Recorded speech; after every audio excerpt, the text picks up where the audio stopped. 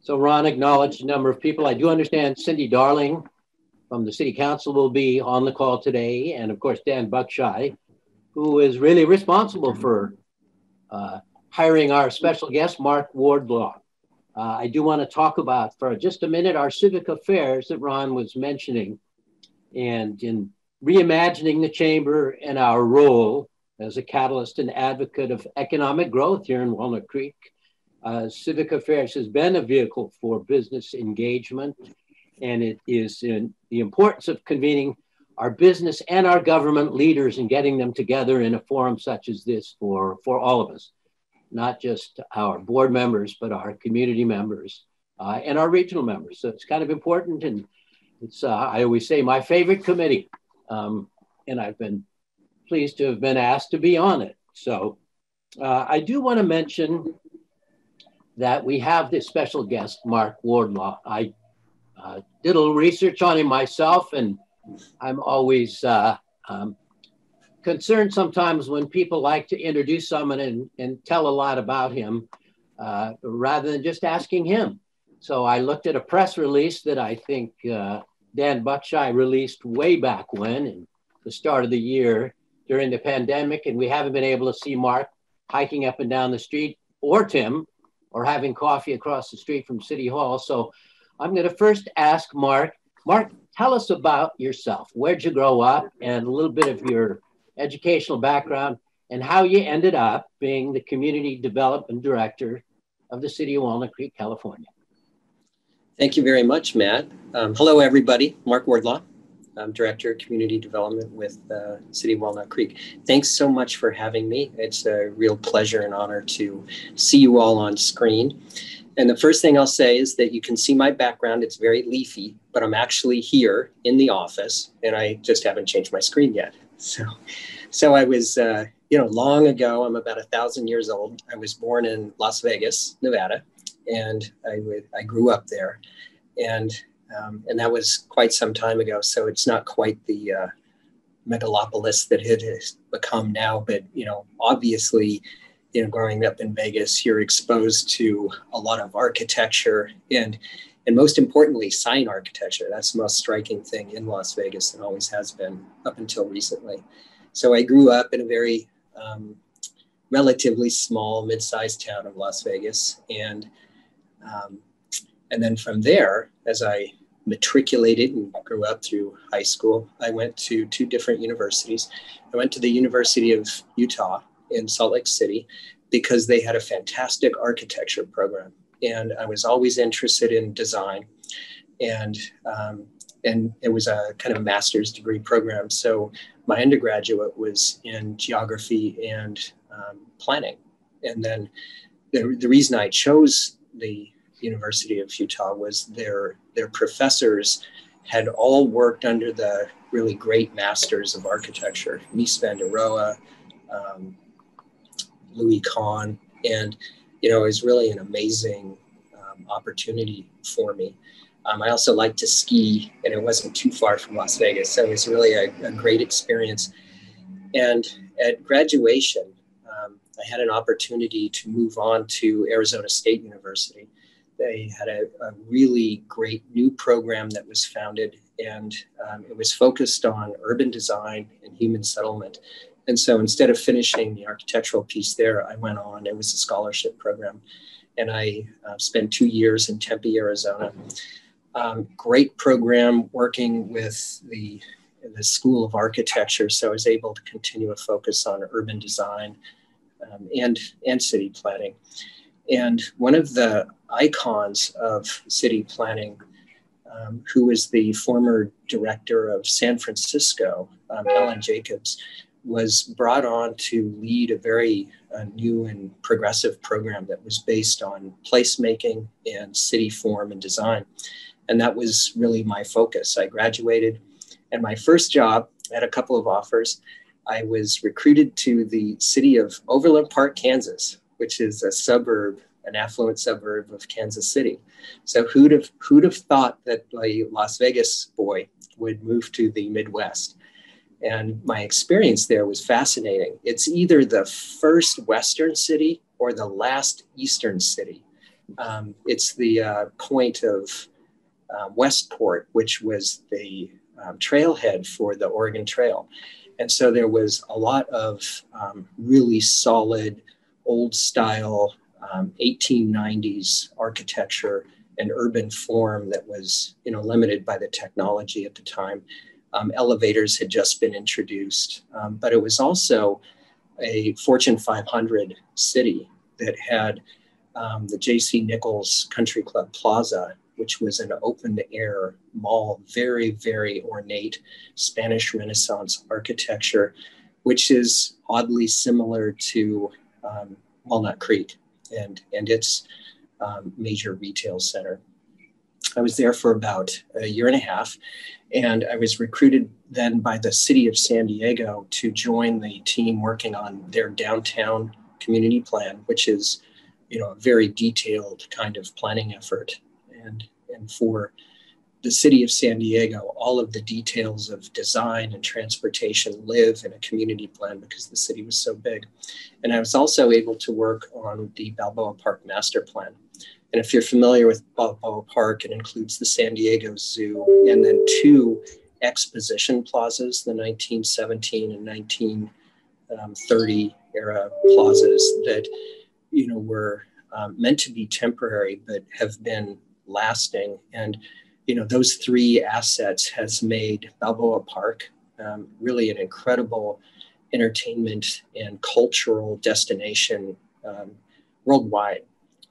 San Diego Zoo creates so many trips to San Diego. It's actually incredible. It's a main economic engine, as well as a research facility. While working on downtown San Diego, I had the opportunity to develop the community plan for the area, which was really focused. It wasn't meant to be like a wonky planning document. It was meant to be, how do we redevelop successfully downtown San Diego? It had some success. Horton Plaza and the convention center had been built. And the Gaslamp Quarter, which extended about 16 blocks in a north-south direction, was the historic center of downtown and the connection between those 2 points. So it had a good bones, a grid of streets, but its overall market, San Diego is not a Fortune 500 company town. And so we had to devise strategies that were based on individual neighborhoods. And then we had a great blue ribbon committee that was led by Ernie Hahn, the president and owner of the Hahn Corporation, who ultimately sold that to Trizac and others. And then I moved directly into the redevelopment agency side, which was the Center City Development Corporation. And then the focus was to implement that strategy, that economic development and redevelopment strategy to achieve redevelopment, investment in the community, creating places where people wanted to live. There were virtually no residences in downtown, and it has been so successful that they're now trying to limit how much residential occurs because it's displacing the office employment sector. And some of the neighborhoods in San Diego, I think, are rather renowned. Gaslamp Quarters, renowned. Little Italy, which is one of the kind of the northwest corner of downtown, has been so incredibly successful as a mixed-use restaurant-oriented destination with really a solid ethnic character to it. It feels like Little Italy, and it's just so busy there. It's become so successful that it's almost a challenge for them. And then another major, I think, investment is really the success of the ballpark district. So the eastern half of downtown was extremely blighted. And we had the opportunity to work on relocating the San Diego Padres to that. They wanted to go downtown on the waterfront, but who doesn't want to be on the waterfront? So we were able to leverage that project into one of the most incredible redevelopment successes, I think, in the nation, if not the world. The leveraging all of the resources associated with it, creating opportunities for both office and residential, high-rise residential that wanted to be proximate to the ballpark, and then using infrastructure, roadway improvements, trolley and transit improvements, and most importantly, I think, was parking improvements. So we took the parking that was required to support that facility and we moved it around. We linked them to neighborhoods like Little Italy, who needed their own public parking, but they were connected by trolley and by bus and now by electric trolleys. So that you see downtown as really a series of thriving small communities. And then finally, I'll say the Cortez Hill area, which had been a landmark spot from the El Cortez Hotel. And that became really, I think, a softer location for more exclusive residential, protected from cut-through traffic, affected by the airport, but the investment just keeps pouring into San Diego. From San Diego, I went to Culver City, a West Los Angeles community with the same kind of focus, just at a much smaller scale. And there experienced a referendum against a project, but we were able to design and tailor a mixed-use entertainment retail complex that was sized to the community and has been so successful. It's made Culver City one of the hottest cities in West LA. Branding, marketing, careful neighborhood design programs and protection programs, but also retailing, public art, as multiple parking structures. So really a great, fantastic opportunity. And then oddly, I moved to Mammoth Lakes, small ski town, Eastern Sierras.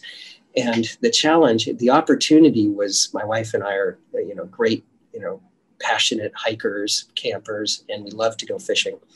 And we have gone to the Sierras in Montana since we were both independently young and then as married couples. And it was an opportunity to do what I do, which is, and what I love, which is community building and economic development in a really cool location. I actually thought I could go fishing outside my office window.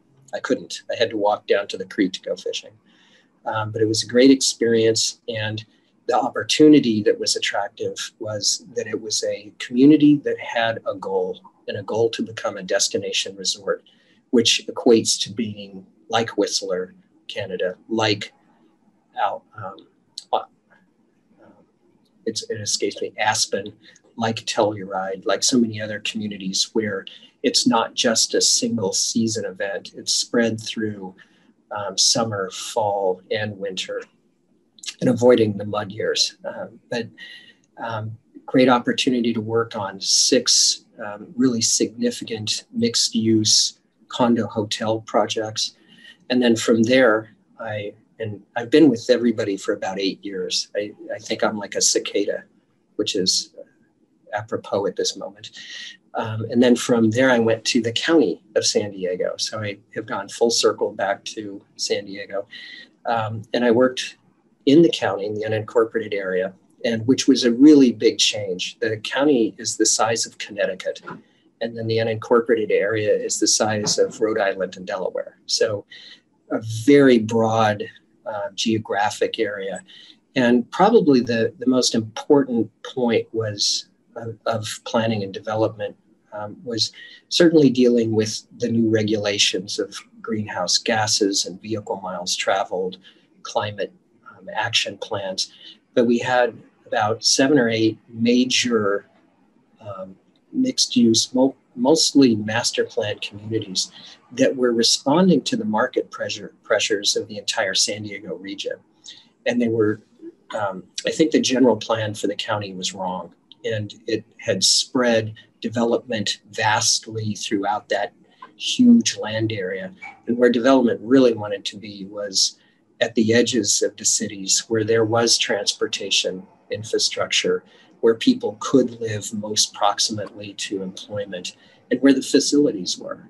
And so that required, unfortunately, general plan amendments. And it was a very, very controversial effort. We were able to bring all of those projects. They were kind of stuck, and we unstuck them, and we successfully brought them to the Board of Supervisors, and they were all approved. It's a very litigious community. No growth, environmental concerns. So many of those projects are stuck in litigation. And And then why I'm here today is that I came across the opportunity of Walnut Creek, and I was seeing this as potentially kind of coming back to my roots. So I'll stop there with your question about how I got there and what my background is. And you can either move on or you can ask more questions.